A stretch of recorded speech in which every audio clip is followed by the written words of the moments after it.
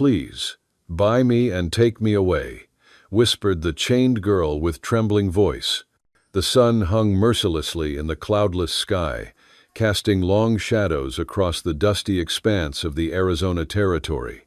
It was a cruel afternoon in the year 1886, a time when the last echoes of the Apache Wars had faded to a whisper, and the small, desperate towns clung to life like dying embers in the unforgiving landscape. To the west, the red rock mesas rose like ancient sentinels against the horizon, their peaks shrouded in a haze that might have been dust or the memory of forgotten battles. My worn boots kicked up small clouds with each step, the red dirt staining the leather and settling on my faded buckskin jacket. At 65, I carried myself with the quiet weariness of a man who'd seen too much of this land's cruelty to be surprised by it. The lines on my face were etched by the desert sun, and a lifetime of squinting at horizons that held more ghosts than promise. Once a guide, a hunter, a man who believed in the frontier's simple code, I now made my living trapping and trading, moving between settlements like a phantom of better, or perhaps just simpler, times. The ache in my bones and the phantom pain of old wounds were a constant reminder that the past was never truly buried. If you enjoy the story, hit that subscribe button right away, and if you don't, then just hit the like button anyway to keep more Wild West love stories coming. The day had started like any other. The morning mist had clung to the canyons, and the silence, as always, felt heavier than the weight of a saddle. I'd set my traps for rabbits and coyote in the foothills of the Chiricahua Mountains, a place where the Apache once made their stand, and where a man could still feel the echoes of their passing. The memory was a constant companion, a ghost that rode on my shoulder, a young woman with eyes as dark as the desert night, a boy with a laugh like a bubbling stream. They weren't my blood, but they were my family. A family I had failed to protect in the bloody chaos of the Apache campaigns. That failure was a wound that never healed, a reason I chose this lonely, isolated existence. It was mid-afternoon when the first sound broke the silence, the distant thud of hooves on hardpan, followed by the muffled shouts of men. It wasn't the sound of a patrol or a hunting party. It was the frantic, panicked rhythm of a chase. My instincts, honed by decades of survival, told me to melt into the shadows, to mind my own business. My business was with the ghosts of the past, not the living sins of the present.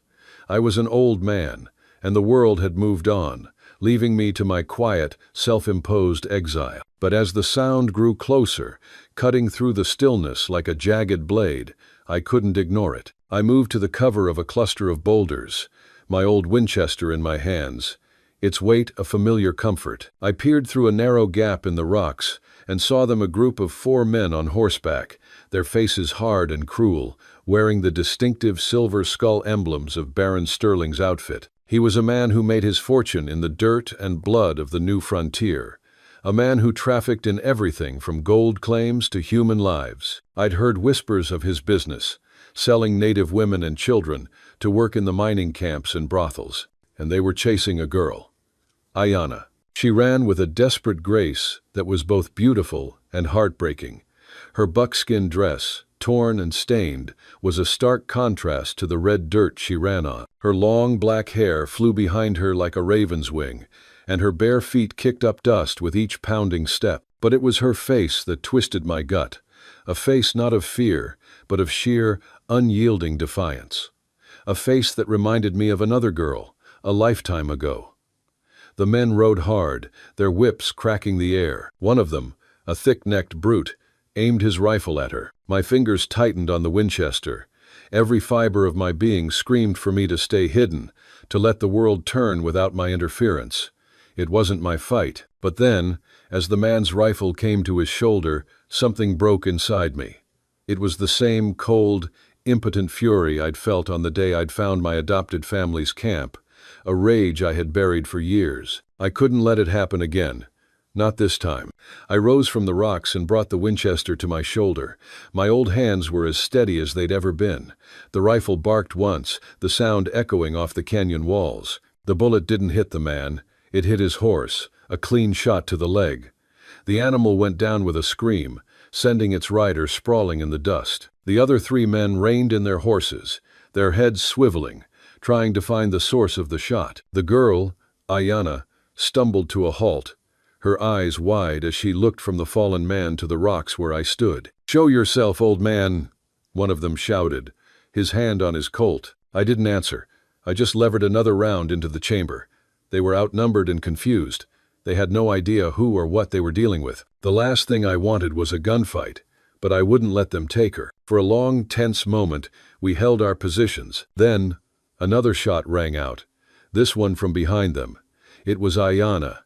She had grabbed the fallen rider's discarded rifle and was now aiming it at the 3 remaining men. It was a foolish, desperate act, but it showed a fire that burned bright despite her ragged state. "Get out of here," she screamed, her voice raw with fury, "or I swear I will kill you myself." The men scoffed, but a flicker of uncertainty crossed their faces.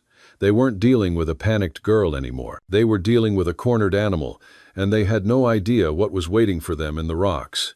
They had what they wanted, the girl, but now there was a complication. They knew Baron Sterling wouldn't be pleased, but a live girl was better than a dead one. "We'll be back, old man," one of them said, a promise that sounded more like a threat.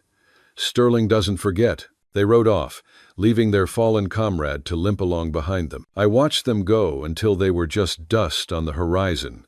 Then I lowered the rifle and turned my attention to the girl. She was still standing, but her body was trembling.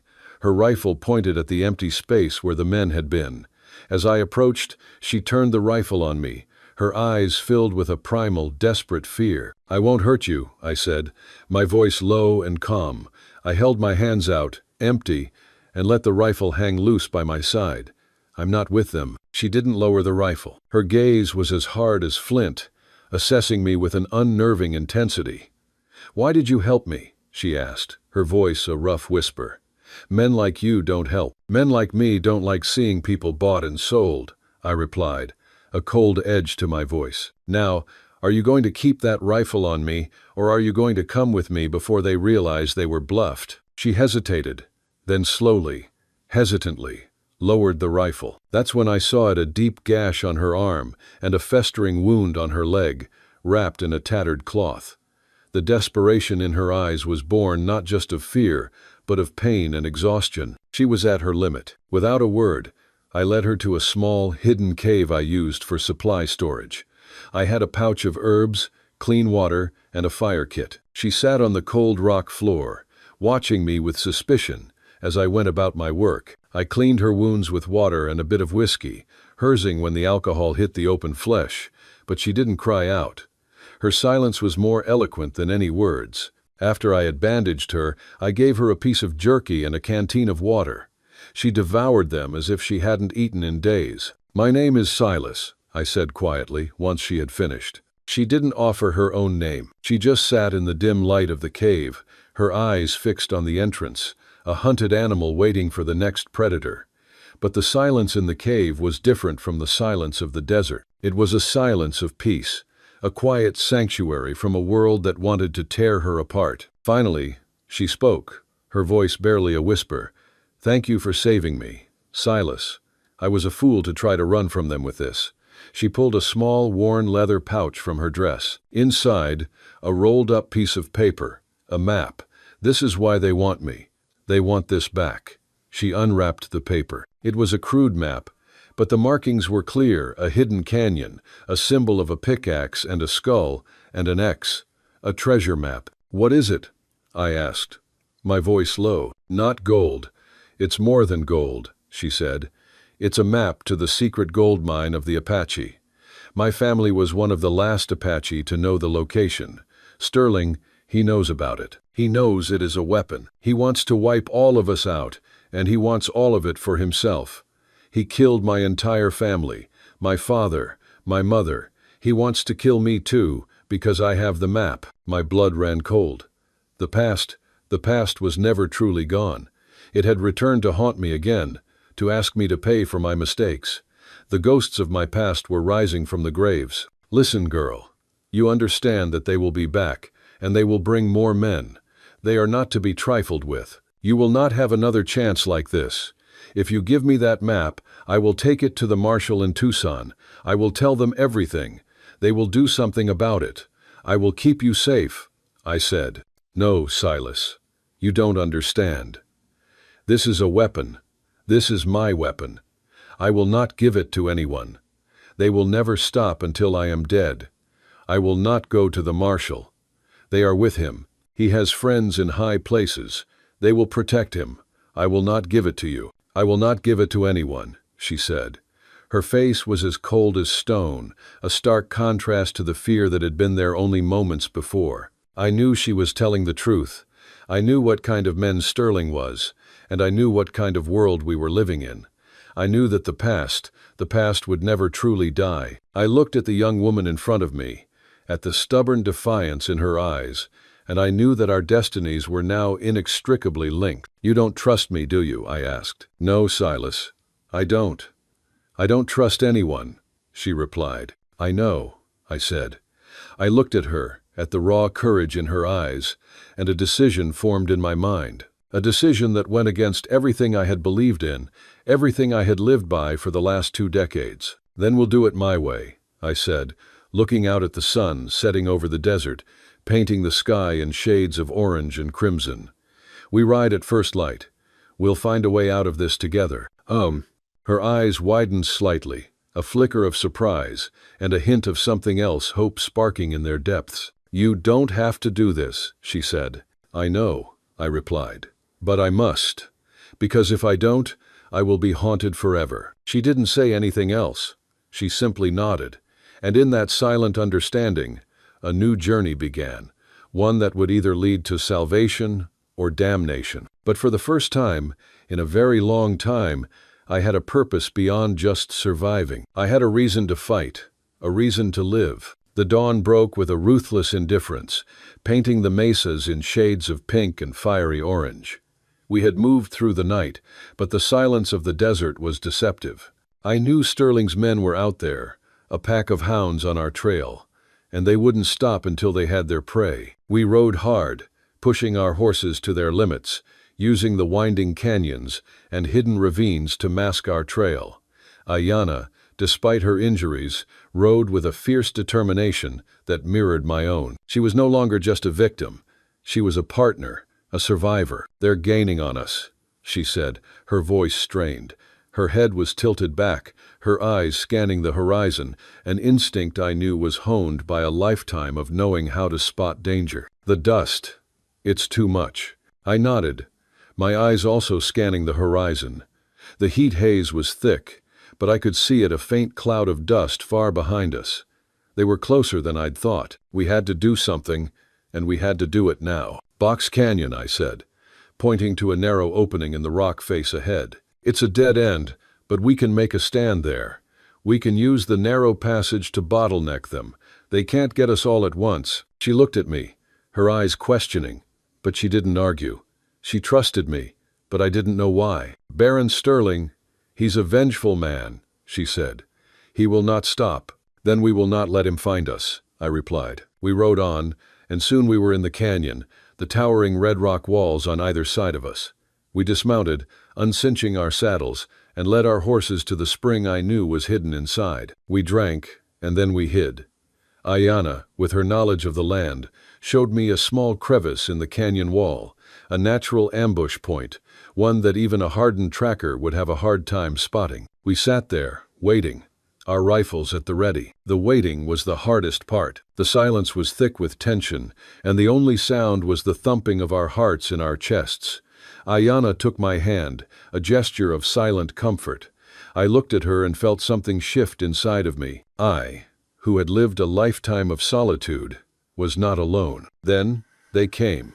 We saw them first, a group of 8 men, including 2 of the men who had pursued Ayanna the day before. They were led by a man with a scarred face, a man I knew to be Sterling's right hand. They must have gone to Box Canyon, he said, his voice a low growl.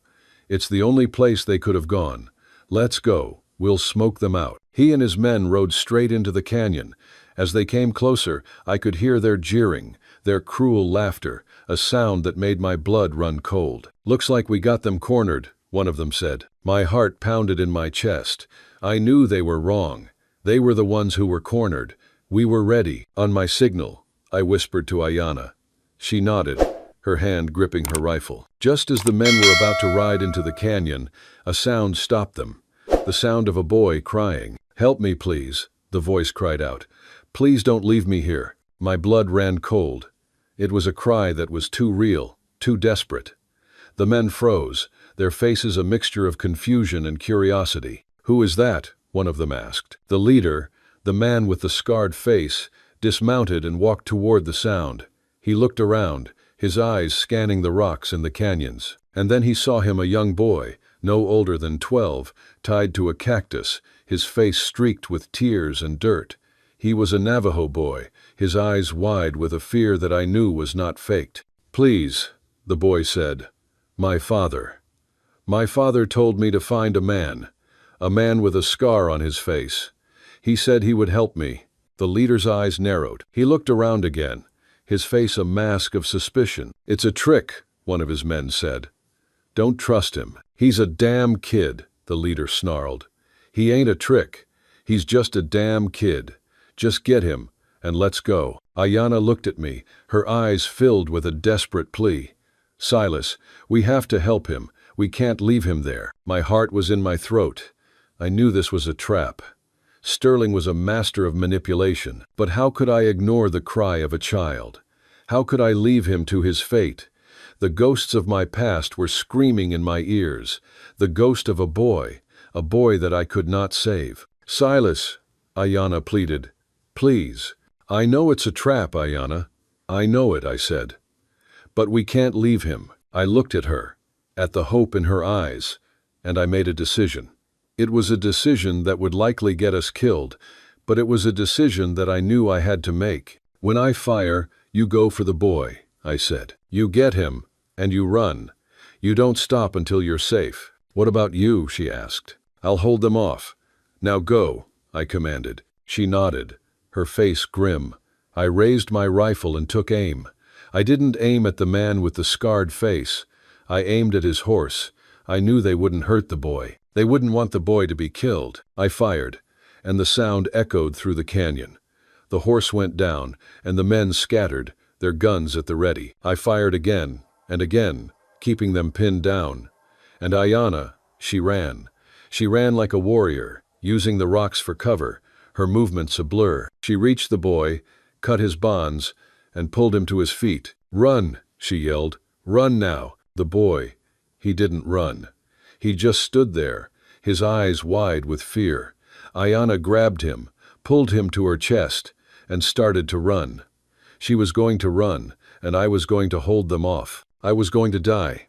I knew it. Then, a voice cried out from behind me, a voice that was both a cry of triumph and of pain. "Silas!" It was the leader, and he was running toward me, his gun aimed at my chest. He had a look of victory on his face. But it was too soon. It was too soon for him to celebrate. I fired my last round. It wasn't enough. He was still standing.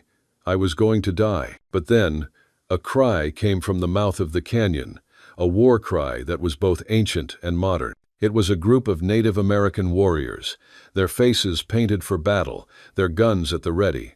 They were led by an old man, a man with a face like a storm. He was the same man who had been tied to the cactus. He was a medicine man, a shaman. "Silas," he called out, "you have done well. You have proven yourself. We will help you now." The man with the scarred face, he didn't even have a chance to react. The Native American warriors descended on him, their guns blazing. He fell, his body riddled with bullets, his face a mask of shock and pain. The rest of the men, they didn't even try to fight. They just turned and ran, their horses a blur in the distance. The old man, the shaman, he walked toward me. He looked at me, and his eyes were filled with a strange mixture of admiration and sorrow. He didn't say anything. He just looked at me, and I knew what he was thinking. I knew that my life was now tied to his people. "You are not a man of this world, Silas. You are a man of the old world. You have a good heart. We will help you now." And with that, he touched my forehead. I felt a surge of energy, a warmth that I had not felt in years. The pain in my body, it was gone. My wounds were healed. I looked at Ayanna, and she was looking at me, her eyes filled with tears. "You have a good heart, Silas," she said. "You have a good heart." I had saved the boy, and in doing so, I had saved myself. I had found a new purpose, a new life. If you like Wild West love stories or Wild West stories, drop a bunch of 1 second and your place in the comments for the Wild West Love channel. Tell me where you're listening from, so I don't feel so alone out here. The medicine man, whose name I learned was Dakota, led us out of the canyon and into a small, hidden village nestled in the Red Rock Mesas. It was a place untouched by the white man's world, a sanctuary where ancient traditions still thrived. The people welcomed us with a quiet reverence, their faces a mixture of gratitude and curiosity. I was a man of the white world, but I had proven my worth in a way they understood through action, not words. Ayanna was taken to the shaman's hut, where she was treated for her injuries. I was given a place to rest, a small, quiet hut where I could finally let my guard down. But I couldn't rest. My mind was still reeling from the events of the day. The encounter in the canyon, the boy, Dakota and his people. I had walked into a trap, and I had been saved by a miracle. I had found a people that I thought no longer existed. Ayanna had found her people, and I had found a purpose. Dakota came to my hut later that night. He sat in silence, looking at me with those ancient eyes that seemed to see into my very soul. "You are not a man of this time, Silas," he said, his voice a low rumble. "Your heart is from the old world. You did not abandon the boy.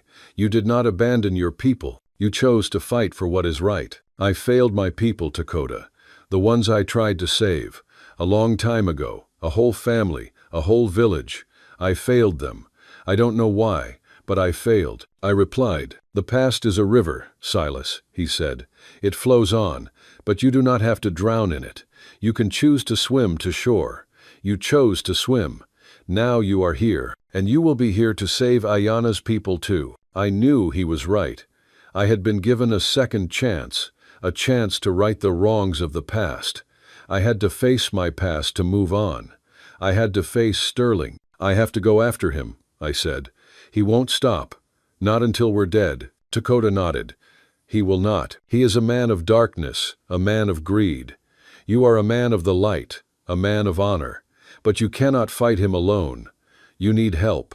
You need an army." "I don't have an army, Dakota," I replied. "You have the people who were wronged by him," he said.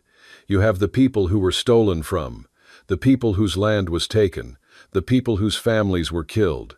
You have the people who want justice. You have the people that will rise up when they know that they can win.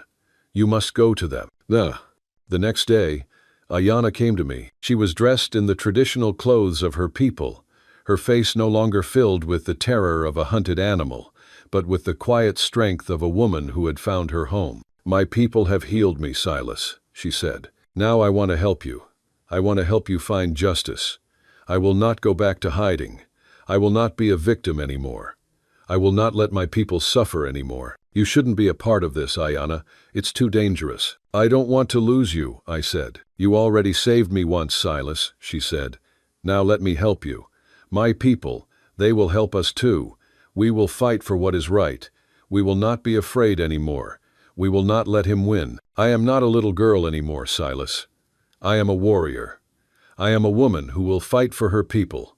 And for the man who saved her." I looked at her, at the fire in her eyes, and I knew that she was right. I couldn't fight Sterling alone. I needed an army, and I had a good start. I had a woman who was a warrior. I had a medicine man who was a spiritual leader. I had a whole village who was ready to fight. "All right, Ayanna," I said, "we will do this together.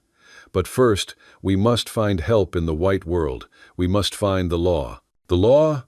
"Silas, you know the law is a friend of Sterling," she said. "Not all of them, not the judge. I know a judge, a man who believes in justice. His name is Judge Sterling. He is in the town of Tombstone, a town full of men who were wronged by the law. He is in the heart of the lawlessness, but he is a man who is a man of law. He will help us." "I hope," I replied. We left the village at dawn, riding toward Tombstone. Ayana was no longer a frightened girl. She was a woman on a mission. She was no longer a girl who needed saving. She was a woman who was ready to fight. "Hey there, friend, take a moment and get yourself a full glass of water. It's easy to forget, but staying hydrated is crucial for your health. Also, if you've been sitting for a while, do a quick lap around the room and give your eyes a break from the screen. Your body will thank you." We arrived in Tombstone, a town where the line between good and evil was a blur. The town was a magnet for men who were looking for trouble. Ayana was not used to the city life, but she was brave. She was a woman who was a warrior, and she was not afraid. We went to the courthouse, a building that was a mockery of the law. We found Judge Brennan, a man with a face like a hawk and a voice that was a low rumble. He listened to our story with a stone face. "You are asking me to go against Baron Sterling," he said. "You are asking me to go against a man who is a friend of the law. You are asking me to go against a man who is a friend of the governor. You are asking me to go against a man who is a friend of the federal marshal. We are asking you to do what is right, Judge. We are asking you to fight for justice," I replied. He looked at Ayana, his eyes filled with a strange mixture of admiration and pity.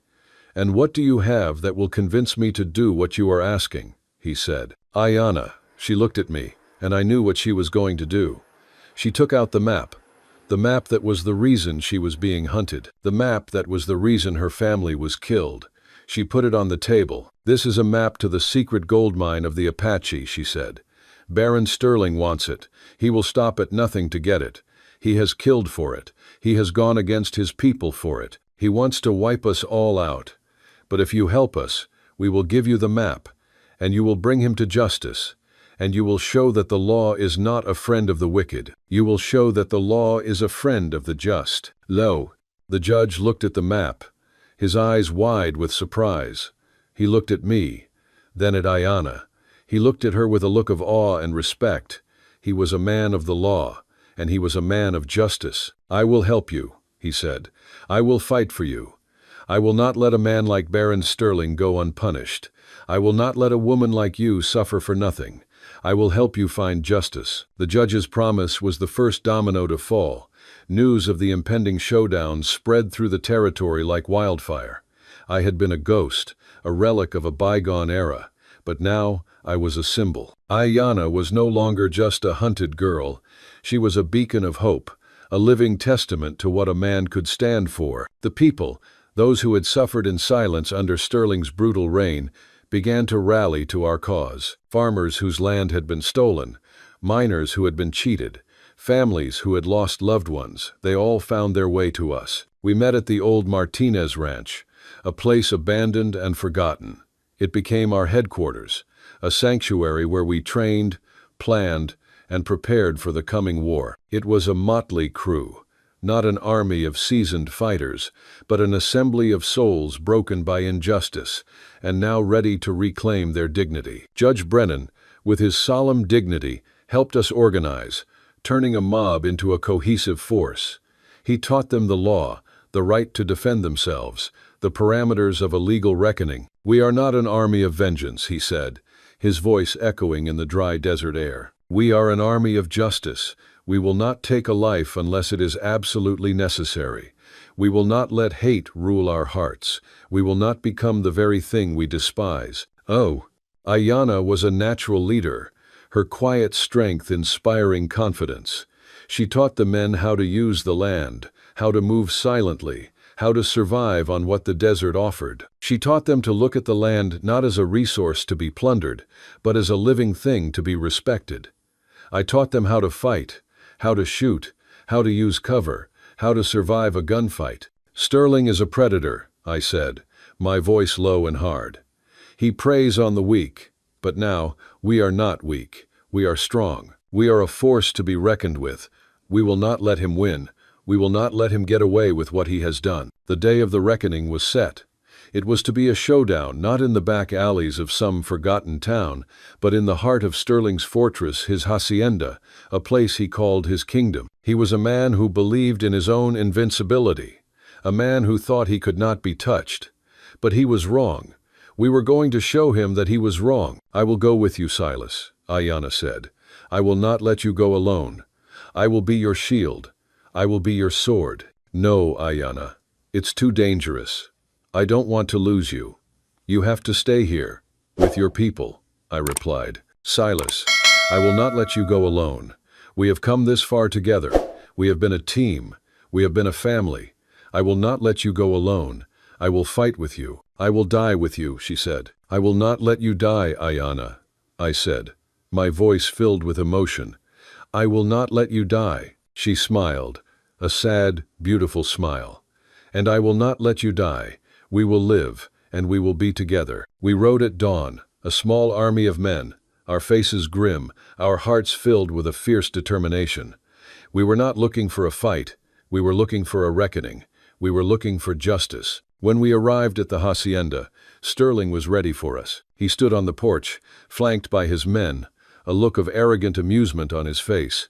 He didn't have a weapon in his hand. He was a man who believed in his own power, a man who believed that he was above the law. Well, well, well, he said, his voice a mocking drawl. Look what the cat dragged in. An old man, a squaw, and a mob of farmers. You think you can stop me, Silas? You think you can take me on? I'm not here to take you on, Sterling. I'm here to give you a choice. You can surrender, and you will face justice, or you will die, I replied. Justice? You speak of justice to me? I am the law, old man. I am the law of this land. I am the man who brings order. I am the man who brings prosperity. I am the man who brings justice. I am the law, he sneered. Then, Ayanna. She stepped forward. She looked him in the eye, and her voice was a quiet whisper, but it carried the weight of 1,000 years of pain and suffering. You are not the law, Sterling. You are a thief. You are a murderer. You are a man who steals from the innocent. You are a man who kills for a map. You are a man who has no honor. You have no dignity. You have no soul. You are not a man. You are a monster. Sterling's face went white. He looked at her with a look of pure, unadulterated rage. He raised his hand to strike her, but before he could, I drew my gun and fired. The bullet didn't hit him. It hit the ground a few inches from his foot. He froze, his eyes wide with shock. Don't you dare, I said, my voice a low growl. Don't you dare touch her. He looked at me, then at the men behind me, then at the women and children who had gathered to watch the showdown. He knew he was outnumbered. He knew he was outmaneuvered. He knew he was finished. Take him, I said to the men behind me. Take him and his men, and don't touch his gold. He has no more power. He has no more dignity. He has no more friends. Oh, the men, they swarmed him. They took him and his men. They disarmed them. They tied them up, and they took them to the jail. They took them to face justice. You are finished, Sterling, I said. You will never hurt anyone again. He looked at me with a look of pure, unadulterated hatred. I will get out, Silas. I will find you. I will kill you, and I will kill her. I will get my gold. You will never win, he snarled. You have already lost, Sterling, I replied. You have already lost. The gold, it's not even yours. I looked at Ayanna. She looked at me. She smiled. A true smile. A beautiful smile. The kind of smile I had never seen on her face before. The smile of a woman who was finally free. The smile of a woman who was a warrior. If you're watching on TV, don't hesitate, grab your phone and hit subscribe to my channel so you'll never miss out on our amazing characters. The trial of Baron Sterling was a spectacle. News of his arrest and the rebellion of the people he had wronged traveled far and wide. The courtroom was packed and the atmosphere was electric. Ayanna, my beautiful warrior, testified with a quiet dignity that belied her past suffering. She recounted Sterling's cruelty, the murder of her family, the years of torment she had endured. Her words were a river of truth that washed away the lies Sterling had built his empire on. He is a man of darkness, she said, her voice clear and strong. A man of greed, a man who has no soul. He deserves to be punished.